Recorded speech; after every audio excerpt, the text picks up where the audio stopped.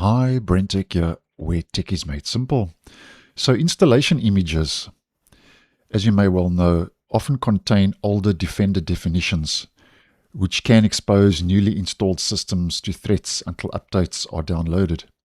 And just to let you know, once again, because of this, and Microsoft does seem to be doing this on a more regular basis now, which I think is a good move, Microsoft has released a security intelligence update to help Defender detect newly discovered malware threats. And these updates basically ensure systems remain protected against emerging attacks.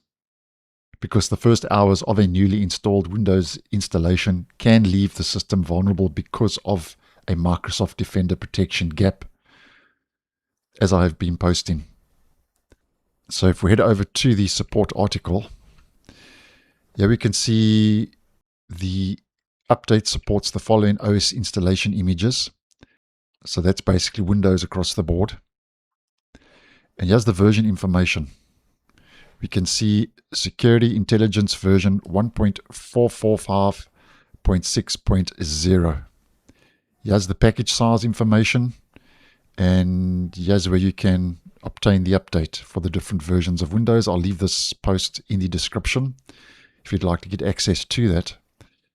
And if we head over to Windows Defender and we head to Virus and Threat Protection, here we can see that the very latest Security Intelligence version on my system, which was updated earlier today, is 1.445.431. So although this is a newer version than what Microsoft has mentioned here,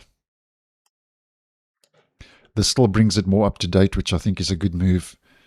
So although this is slightly older than what I currently have as the most up-to-date version, these definitions do help Defender to detect multiple types of malware. So by refreshing the Defender components inside Windows images, what Microsoft is doing here is basically ensuring that new installations start with more recent protection, which I do think is a good move. So thanks for watching, and I'll see you in the next one.